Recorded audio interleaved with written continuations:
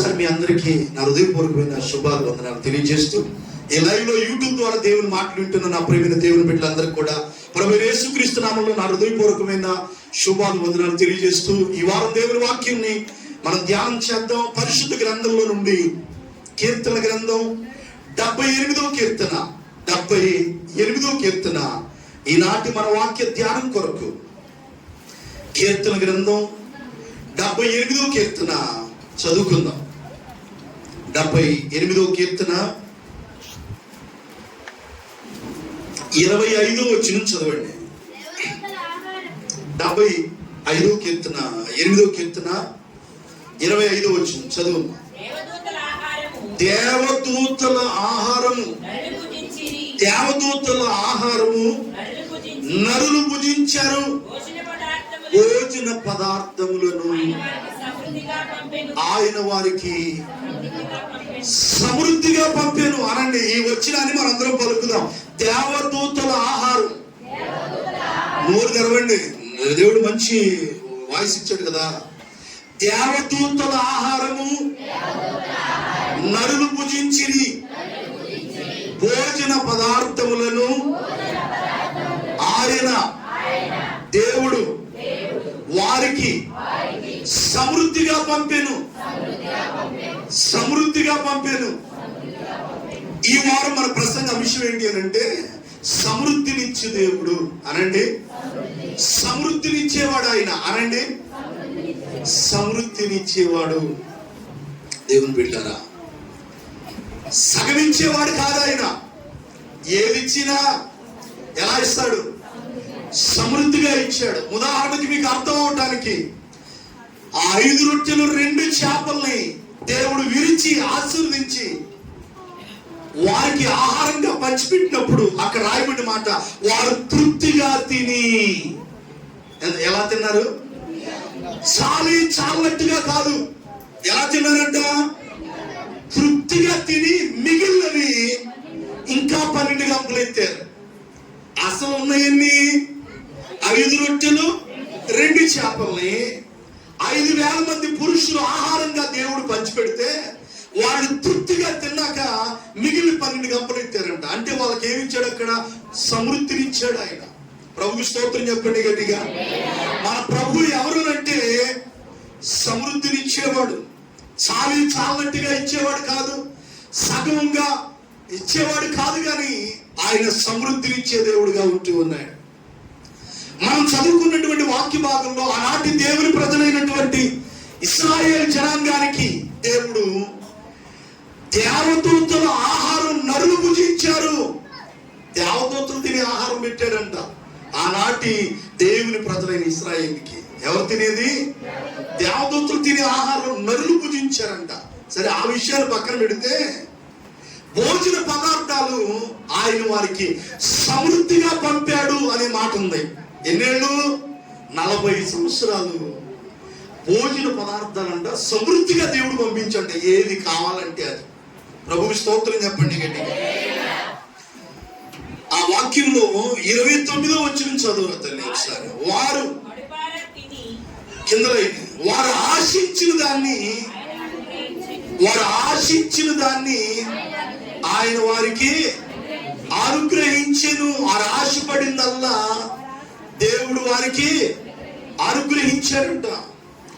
నీళ్లు కావాలి అంటే 15వ వచనంలో అరణ్యములో ఆయన బండలు చీల్చి, 15వ వచనం, అరణ్యములో ఆయన బండలు చీల్చి సముద్రమంతా సమృద్ధిగా వారికి నీరు త్రాగనిచ్చెను. హల్లెలూయా.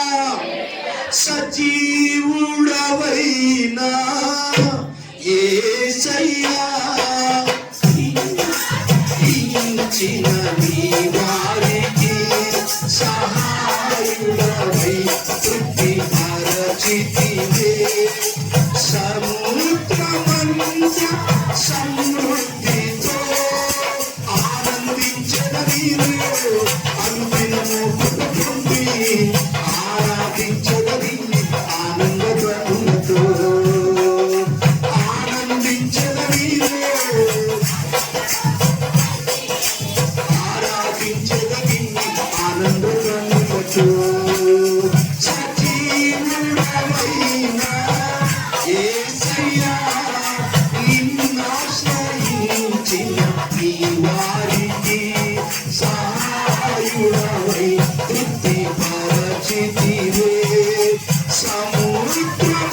అంత సమృద్ధిని ఆనందించదగిన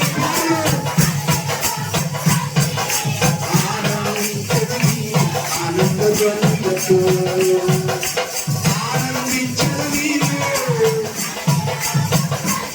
ఆరాధించదగిన ఆనందధ్వనులతో. హల్లెలూయా. ఎంత సమృద్ధినిచ్చాడు ఆయన అంటే, వాళ్ళని ఆశ్రయించిన ఆ భక్తులు కంట నిన్ను ఆశ్రయించిన నీ వారికి, ఎవరాళ్ళు? దేవుని ప్రజలు. ఇప్పుడు మనం ఎవరు? మనం దేవుని ప్రజలమే. అప్పుడు వాళ్ళు మనమెవరు అయ్యా అంటే పెద్ద చూపులు చూసుకుంటాం, మనమెవరు అని నీకే అర్థం కాకపోతే మనం దేవుని ప్రజలు. గర్వంగా చెప్పాలి. హల్లెలూయా. దేవునికి స్తోత్రం చెప్పండి గట్టిగా.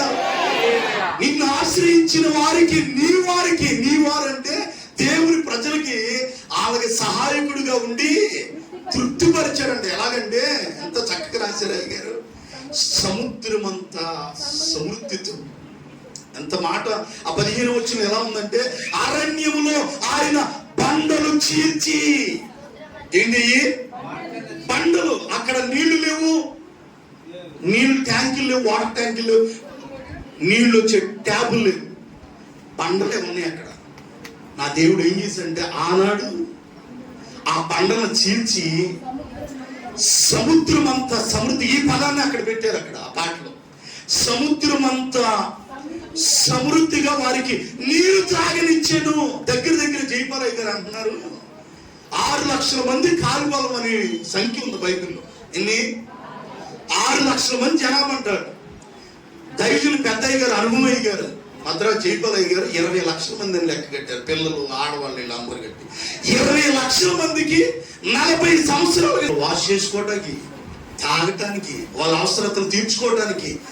అక్కడ అద్భుతమైనటువంటి మాట. కింద ఇంకా మాట చదువునా 16 వచనం. బండలో నుండి ఆయన నీటి కాలువలు రప్పించెను. నదుల వలె నీళ్లు ప్రవహింపజేశాడంట. హల్లెలూయా. అంటే వాళ్ళకి ఏమిచ్చాడు? సమృద్ధిని ఇచ్చాడు. మనకి నీళ్లు వస్తేనే మనకి నీళ్లు వస్తాయి. ఆ టయానికి నీళ్లు పట్టుకోకపోతే రేపు మళ్ళీ మన భూమిలో మీకు కొట్టాయి, మాకు కొట్టాయి, మాకేమో ఎలా ఆ టయానికి మీకేం మధ్యాహ్నం, లేదంటే మధ్యరాత్రి. కానీ ఆనాటి దేవుని ప్రజలకు ఆ బాల్యం లేకుండా, పంపు బిల్లు కట్టుకోకుండా, బట్టలు వాష్ చేసుకుండా, ఈ సబ్బులు ఏమి లేకుండా 40 ఏళ్ళు అంట. అసలు ఆ టైంలో మనం ఉంటే బాగుండేది కదా అనిపిస్తుంది. మన అంటున్నాం అసలు మనల్ని ఎందుకు పెడతాడు దేవుడు అక్కడ? అసలు మనం వాళ్ళు లేరు, మన రాజ్యం లేరు, అసలు వాళ్ళు లేరు. వాళ్ళు భూమి మీద ఉన్నారు. ప్రత్యేకంగా వాళ్ళు సపరేట్ రాజ్యం ఏం లేరు కానీ భూమి మీద ఉన్నారు. కానీ వాళ్ళు ప్రత్యేకంగా జీవించారు. దేవుణ్ణి ఆనుకొని, దేవుని ఆశ్రయించి ఆయన పరీక్షించాడు. కానీ వాళ్ళు కొంచెం తేడా, వాళ్ళందరినీ తేడాగా ఉండి దేవునికి అవిధేయులుగా తిరుగుబాటు చేసి ఆ దేవుని విసిగించిన వాళ్ళందరినీ దేవుడు సంహరించేశాడు. దేవుడు ఈ వారం నేను మీకు చెప్పాలనుకుంటున్న మాట, మన దేవుడు సమృద్ధినిచ్చే దేవుడు. ఆయన ఏమిచ్చే దేవుడు? అయ్యా మేము, నా పిల్లలు, నా భర్త, నా కుటుంబం అంతా నెలంతా కష్టపడుతున్నాం అయ్యా, నెల వచ్చేపాటికి ఏమీ మేగట్లేదు, చాలినట్టుగా ఉంటుంది మా కుటుంబాలని ఈ రోజున చాలా మంది చెప్తున్నారు. నెల వచ్చేపాటికి ఎవరో ఒకరి దగ్గరికి మేము అప్పు అడగటానికి వెళ్లాల్సి వస్తుంది. ఈ రోజున చాలని జీవితాలు, చాలని కుటుంబాలు ఎన్నో ఉంటుండగా ఈ వారం దేవుడు నీకు ఒక వచ్చిన పలుకుతున్నాడు. ఆయన ఏంటి అంటే సమృద్ధినిచ్చే దేవుడు అని. ఆయన వాళ్ళకి ఆకాశం నుండి దేవదూతల ఆహారం నల్లు భుజించేటట్టు చేశాడు. భోజన పదార్థములు ఆయన వారికి సమృద్ధిగా పంపాడు. వాళ్ళకి నీళ్లు కావాలన్నా, ఆహారం కావాలన్నా, మాంసాహారం కావాలన్నా 27వ వచనంలో ధూళి ఎంత విస్తారంగా మాంసమును, ఎంతమా ఇందాకేమో సముద్రం అంతా సమృద్ధిగా నీళ్ళు ఇచ్చాడంట, ఇప్పుడేమో సముద్రం అంతా ఇసుక రేణువులంతా, ధూళి అంత విస్తారంగా మాంసమును, సముద్రపు ఇసుక రేణువులంత విస్తారముగా రెక్కలు గల పిట్టలు ఆయన వారి మీద కురిపించెను. అంతా సమృద్ధి. దేవుని ఆశ్రయించిన వారికి అంతా సమృద్ధి వారి మీద కురిపించాడంట. రెక్కల గల పెట్టులో ఉందమ్మా. సముద్రం అంత సముద్రంగా నీళ్లు, ధూళి అంత విస్తారంగా మాంసం. 1 కేజీ కొనుక్కోవడానికి మనం నానా అవస్థలు పడతాం. అమ్మండి, మన దేవుడు సమృద్ధినిచ్చి పోషించేవాడు మనం. హల్లెలూయా. అందుకని బైబిల్లో ఏమంటాడు, ఆకాశ పక్షులను చూడండి, అవి ఎత్తవు కొయ్యవు, కొట్లలో కూర్చుకొనువు, మీరు వాటికంటే బహుశ్రేష్ఠులు కారా. హల్లెలూయా. వాటిని పోషించిన దేవుణ్ణి నేను మిమ్మల్ని ఎందుకు పోషించనని, మీరు నన్ను వెతకండి, మీకు ఏది కావాలో నేను మీకు ఇస్తానన్నాడు దేవుడు. మనమేమో దేవుని వెతకం. దేవుని నువ్వు వెళ్ళి కేరీతు వాగి దగ్గర ఉండు, అయ్యా అక్కడ ఎవరు ఇల్లు లేవు అయ్యా, ఎవరు ఆహారం పెడతారయ్యా, అక్కడ ఎట్లా ఉన్నాయి అలా ఏలియా గారు, నువ్వు వెళ్ళి అక్కడ వాగు దగ్గర ఉండు అంతే. ఎవరు పంపిస్తావయ్యా? దేవుడు ఆజ్ఞాపిస్తే కాకులు తెచ్చిపెట్టినాయి అంట. పొద్దున్న సాయంకాలం రొట్టు మాంసం తెచ్చిపెట్టి, అసలు అద్భుతం. కాకులు అవి ఎక్కడన్నా పిల్లల చేతిలో ఉంటే లాక్కెలు తినే కాకులు అవి కడుపు మార్చుకొని దేవుని ఆజ్ఞకు లోబడి సావుకును పోషించినట్ట. హల్లెలూయా చెప్పండి గట్టిగా. మళ్ళీ అయ్యగారు ఒక్క పొడి తింటే ఉండడని పొద్దున్న సాయంకాలం తెచ్చిపెట్టినాయి అంట. రొట్టి మాంసం తెచ్చిపెట్టినాయి అంట. కాకోలముల చేత. ఏం చేత? కాకులతో. అంటే ఇప్పుడు మనం అప్పుడు ఆయన అడుగులో వాళ్ళ దగ్గర ఉన్నాడు, మనం ఎక్కడున్నా ఊళ్ళో ఉన్నాం. మనకి అవసరాలు తీర్చడానికి మనం పాటన చేసుకుంటే ఏదో కాకిని ఇంటి దగ్గరకు వచ్చి ఆలత్తాయి. మొండేసిన కాకులన్నీ వచ్చి అమ్మానికి మనం డబ్బులు ఇవ్వాలని తీసుకొని చేతులు పెట్టి పువ్వులు పెట్టి వెళ్ళిపోతారు. అదే కాకేక. నువ్వు అట్లా అర్థం చేసుకో. ఈ ముందు కాకులు అప్పుడు దాకా మొండేసి నీ కుటుంబంలో జరగిన పరిస్థితుల్లో నువ్వు ఉంటున్నావేమో. ఈరోజు ఎంత సంపాదించినా నా కుటుంబంలో మిగులుబడి అనేది లేదయ్యా, చాలినట్టుగా ఉన్నానని ఒకవేళ వాక్యం వింటున్న నీ జీవితంలో, ఈ లైవ్ లో కూడా నా దేవుని మాటలు వింటున్న నా ప్రియమైన సహోదరులారా, మీరు కూడా మీ కుటుంబాల్లో చాలని జీవితాలు, చాలని బ్రతుకులతో నా కుటుంబాన్ని ఎలా పోషించుకోవాలని ఒకవేళ బాధపడుతూ ఉంటున్నావేమో, నా దేవుని వాక్యాన్ని బట్టి నేను చెప్పేటువంటి మాట, నా దేవుడు, మనం ఆరాధించే తండ్రి, సజీవుడైన దేవుడు ఆ యేసయ్య సమృద్ధినిచ్చి పోషించేవాడు ఆయన. హల్లెలూయా. ఏదో ఒక విధంగా దేవుడు మన అవసరాలు అది అనుభవించిన వాడికి తెలిసింది, అవిశ్వాసులకు అర్థం కాదు. అది బాగా ఆత్మీయుడికి ప్రార్థన చేసుకుంటా దేవుని ఆత్మలో పరవశించి ఉంటారే, ఆత్మ సంబంధమైన వాళ్ళకి అర్థమవుతుంది అనమాట ఎట్ట పోషిస్తాడని. హల్లెలూయా. నేను చాలాసార్లు చెప్పాను, మళ్ళా చెప్తున్నా, ఎందుకంటే సందర్భం వచ్చింది. దేవుడు ఆయన ఏం చేస్తాడంటే సమృద్ధినిచ్చి పోషిస్తాడని చెప్తున్నా. ఇదే మాట మీ మైండ్ లో పెట్టుకోండి. వాళ్ళ ఒక దైవజనుడు, గొప్ప మిషనరీ భక్తుడు, ఆ దైవజనుడు జార్జ్ ముల్లర్ గారు ఎవరు, ఆ మిషనరీ భక్తుడు ఒక అనాథ ఆశ్రమం నడుపుతున్నాడంట. ఏంటది? అనాథ ఆశ్రమాన్ని నడుపుతూ ఉంటుంటే విశ్వాసం ద్వారా ఆ దైవజనుడు ఆశ్రమాన్ని నడిపిస్తున్నాడు. ఆ రోజుకి ఎవరైనా తెచ్చిస్తే ఆశ్రమం నడుస్తున్నట్టు, లేదంటే ఆ రోజు వస్తున్నట్టు. దేవుడు ప్రారంభించమన్నాడంట అనాథ ఆశ్రమం, అనాథ పిల్లలను పోషించమని. అయ్యగారు విశ్వాసంతో, మిషనరీ భక్తులు అయ్యగారు ప్రారంభించారు.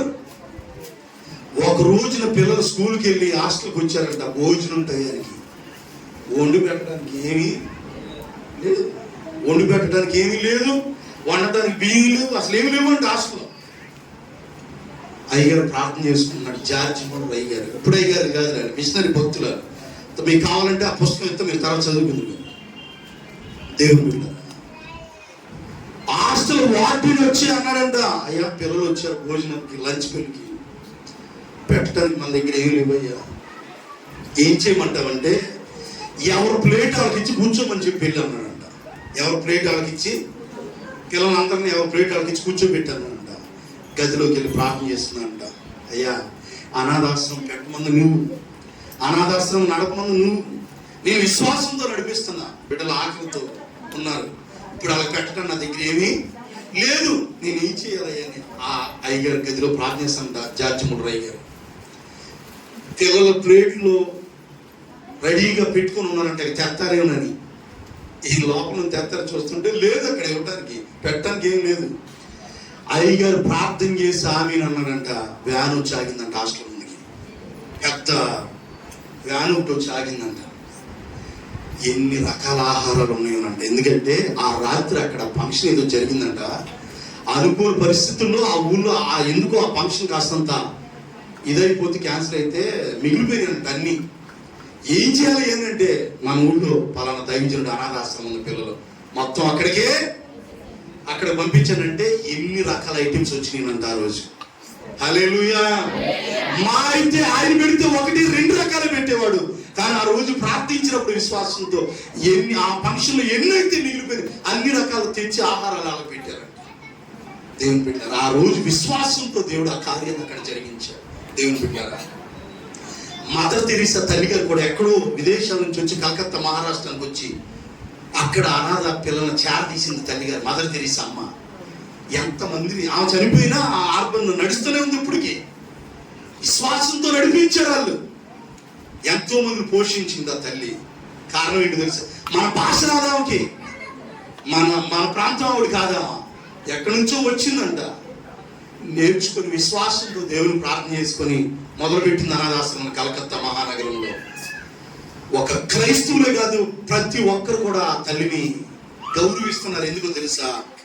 ప్రార్థించే పెదవుల కన్నా సహాయం చేతులు మిన్న అని ఒక స్లోగన్ ఆటోల మీద ఉంటది. ముదురులు వేస్తుంటారు మంచోడు. ఒకడేమో పనికి మాలని అన్ని సూక్తులన్నీ వేస్తుంటాడు ఆటోల మీద. వీడు పెద్ద అమర ప్రేమికుల్లాగా అయ్యి రాసుకో, ఏమన్నా పనికొచ్చే వాక్యాలు ఏమో రాసుకోవాలి కానీ అవి ఎన్ని పెడుతుంటాడు. ఒకడు రాశాడు, ప్రార్థించే పెదవులు కదంట సహాయం చేసే చేతులు కన్నా ఆ తల్లిగారు పలికిందంట. ప్రార్థన చేయాలి, సహాయం కూడా చేయాలని. అలాగే చెప్పండి గట్టిగా. ఎంతో మంది నా తల్లిగారి ద్వారా దేవుడు పోషించాడు. దేవునికి స్తోత్రం కలుగును గాక. కాబట్టి ఈ రోజు వాక్యం వింటున్న దేవుని పిల్లలారా, నీ కుటుంబాన్ని కూడా దేవుడు పోషిస్తాడు.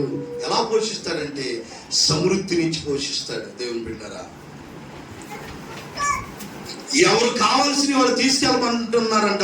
ఒక రాజుగారి దగ్గర అవన్నీ బంగారం వజ్రాలు అన్నీ కూడా నగలు అవన్నీ పోసి ఎవరు కావాల్సిన వాళ్ళు తీసుకెళ్ళమంటే రాజుగారి దగ్గరికి వచ్చి కొద్దిగా భయపడతా 1-2 ఏరుకొని, ఏం లేవు కదా, ఏరుకుండా 2-3 వజ్రాలు తీసుకున్నాను.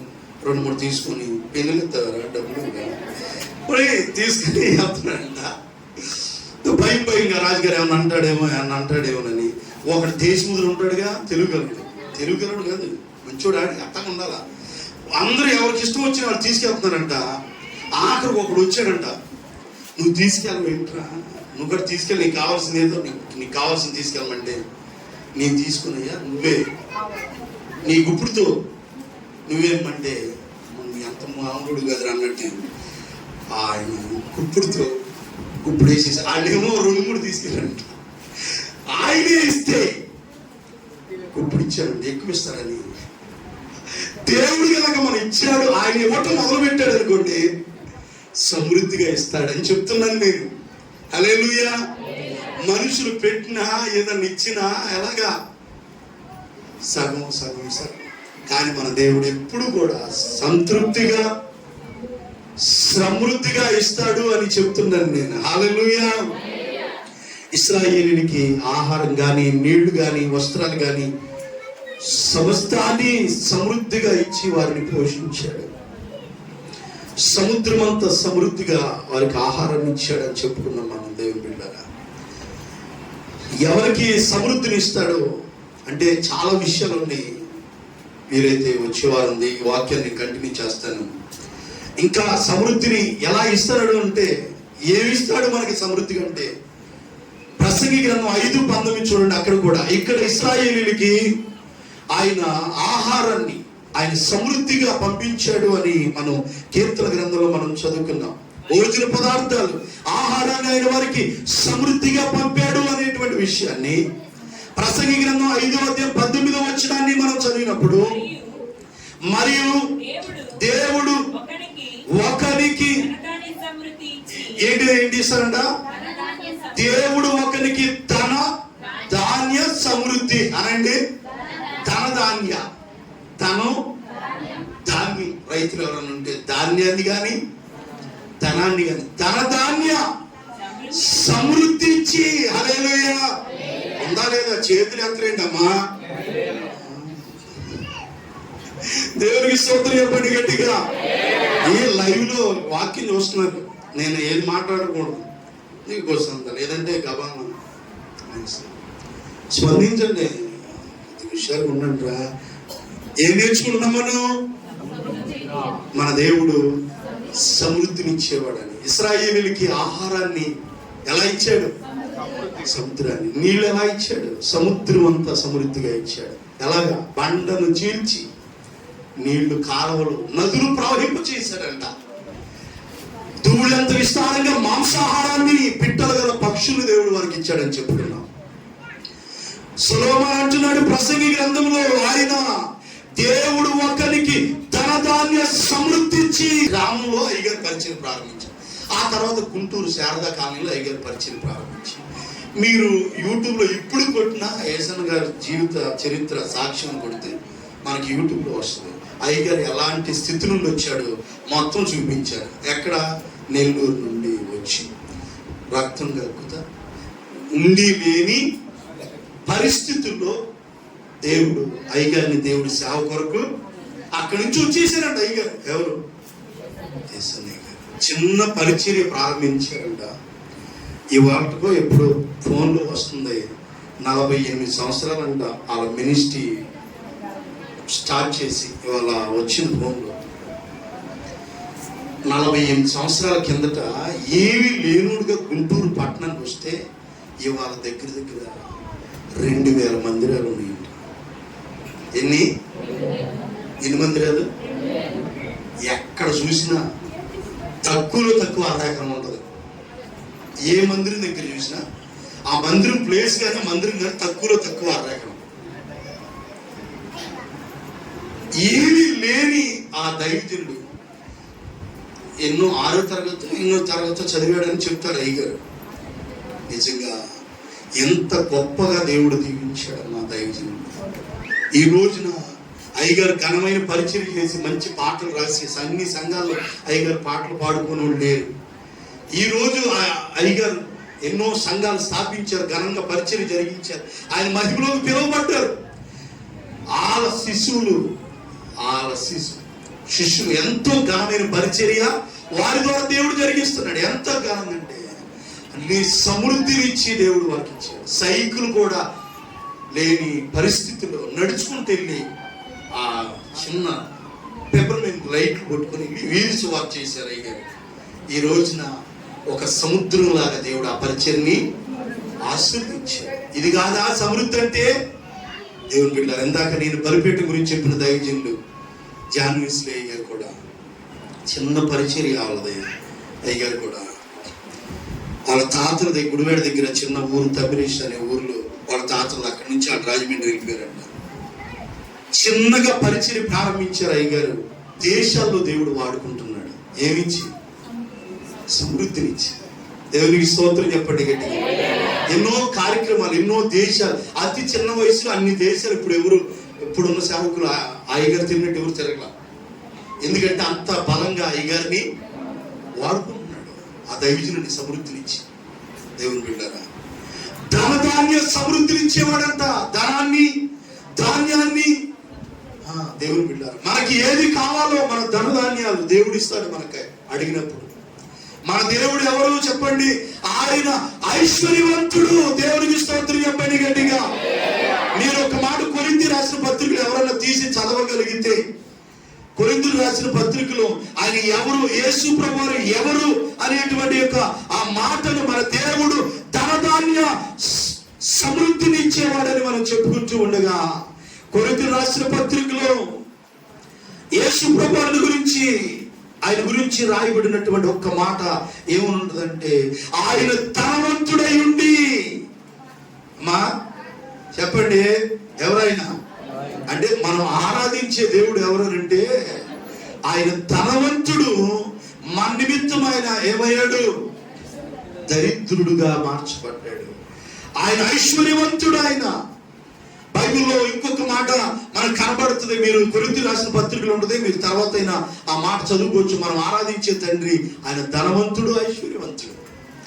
మరొక చోట రాయబడి కొలసీలు రాసిన పత్రికలు ఏముంటుందంటే ఆయన దగ్గర ఏమున్నాయంటే బుద్ధి, జ్ఞానములు, సర్వ సంపదలు ఆయన యందు గుప్తములై ఉన్నాయి అంటాడు అక్కడ. హల్లెలూయా.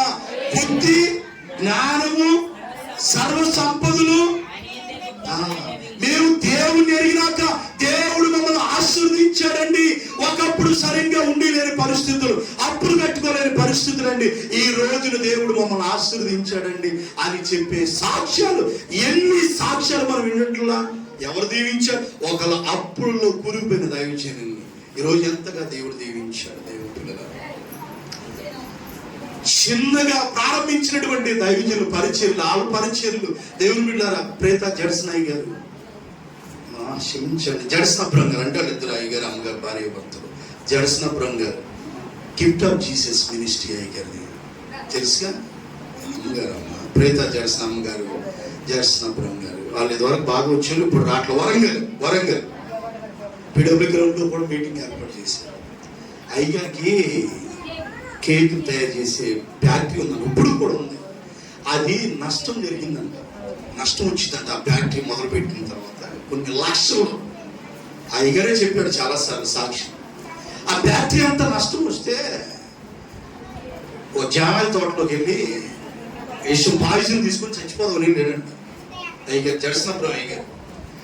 అక్కడ మాట్లాడిన దేవుడు, జడ్సన్ చనిపోవద్దు, దేవుడు మళ్ళా నేను ఆశీర్వదిస్తానని దేవుడు మాట్లాడిన. అయ్యగారు అప్పులన్నీ తీరిపోయినాయి. ఈ రోజు ఆ పరిచయం ఇంకా మంచిగా రన్ అవుతుంది. ప్రతి నెల 2వ శనివారం అక్కడ కూడిక జరుగుతుంది, సేవకుల కూడిక, స్వస్థ కూటం జరుగుతుంది అక్కడ. హల్లెలూయా. అంటే దేవుడు తన ధాన్య సమృద్ధిని అప్పుల్లో కూరుకుపోయిన వాళ్ళని దేవుడు ఎక్కడికి నడిపించాడు? సమృద్ధికరమైనటువంటి ప్రాంతంలో నడిపించాడు. దేవునికి స్తోత్రం చెప్పండి గట్టిగా. నేను ఇలాగున ఎన్నో సాక్ష్యాలు నేను చెప్పగలను.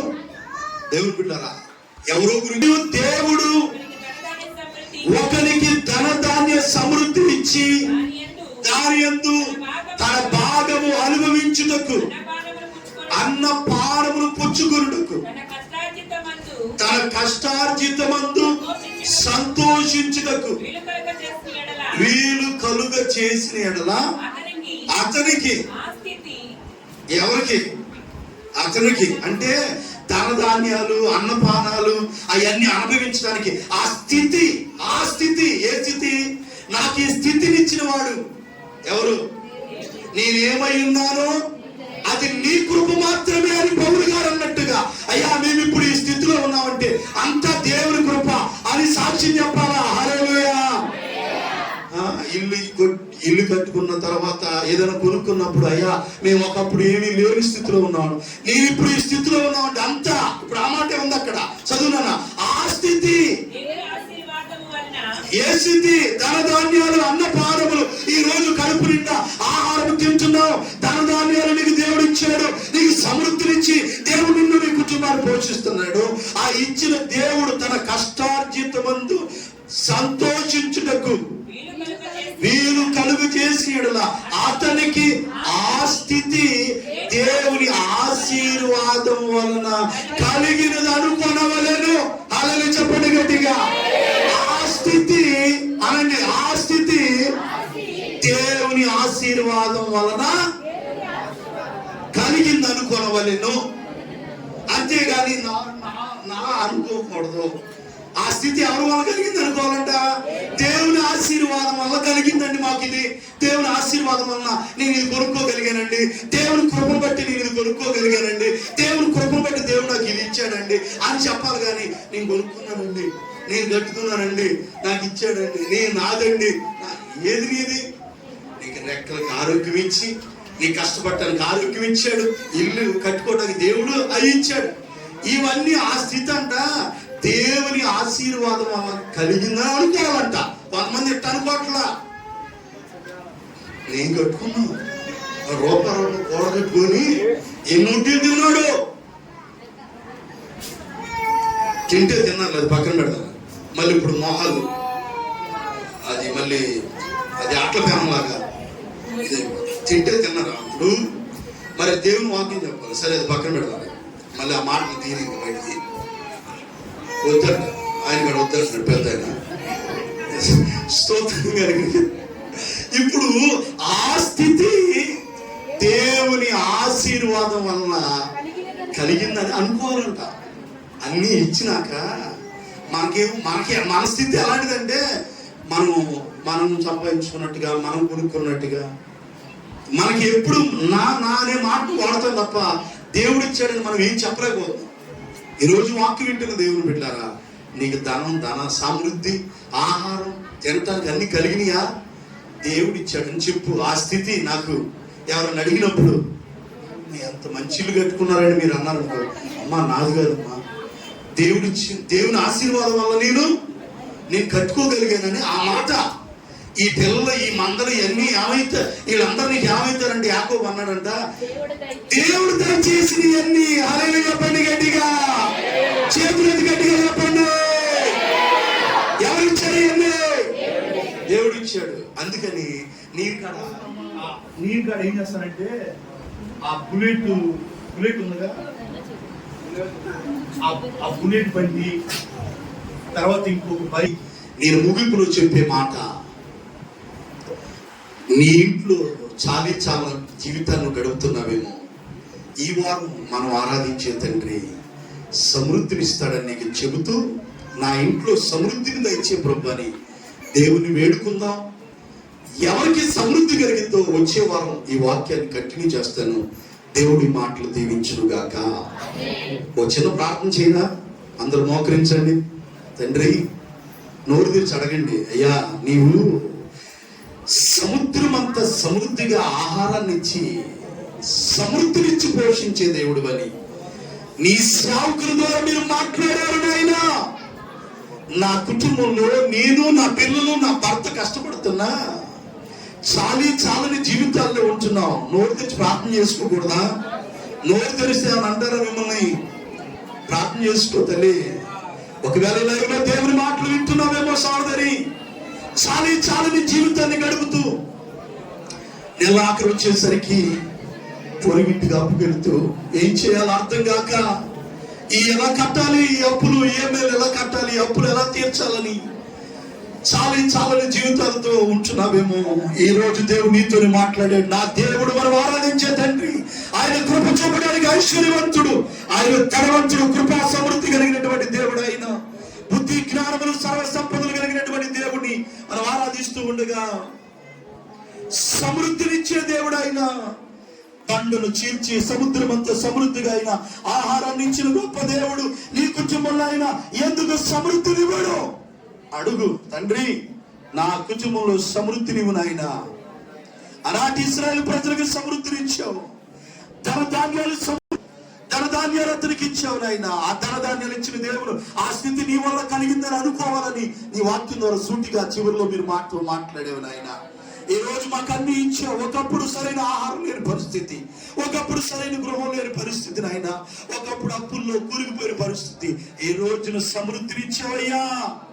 సమృద్ధినిచ్చిన నిన్ను మర్చిపోయి, సమృద్ధినిచ్చిన నిన్ను విడిచిపెట్టి, నేను కట్టుకున్నాను, నేను కొనుక్కున్నానని విరవీగుతూ అతిశయపడుతున్న వారిని జ్ఞాపకం చేసుకుని ఆయన, రాజుని నెబుకద్నెజరు నాది అనుకున్నప్పుడు రాజుని అడవి జంతువుల మధ్యలో గడ్డి వేయించావు నాయన. అలా ఎవరు గర్విస్తున్నారు? వారిని జ్ఞాపకం చేసుకో. ఆ స్థితి దేవుని ఆశీర్వాదం వల్ల కలిగింది అనుకుంటలేదయ్యా.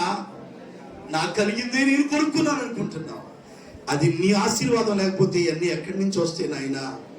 నీ ఆశీర్వాదం మాకు కావాలా? నా కుటుంబంలో సమృద్ధి అయ్యా అని ఎంతమంది అడుగుతున్నారు. తండ్రి, ఒక్కసారి వారిని చూడండి అయ్యా. నీ కనికరం ద్వారా ప్రతి కుటుంబంలో సమృద్ధిని, సంతృప్తినిచ్చి ప్రతి కుటుంబాన్ని సమృద్ధితో నింపి అట్టి విధంగా దీవించండి. చాలా బ్రతుకులతో ఎవరు ఉండకూడదు, దీవించి ఆశీర్వదించండి. ముందున్న కార్యక్రమం అంతా మీరే జరిగించేవారు. యేసు నామములో అడుగుచున్నాము తండ్రి, ఆమేన్. దేవుడు మిమ్మల్ని, మీ కుటుంబాల దేవుడు దీవించును గాక. అందరూ లేచి నిలబడదాం. ఒక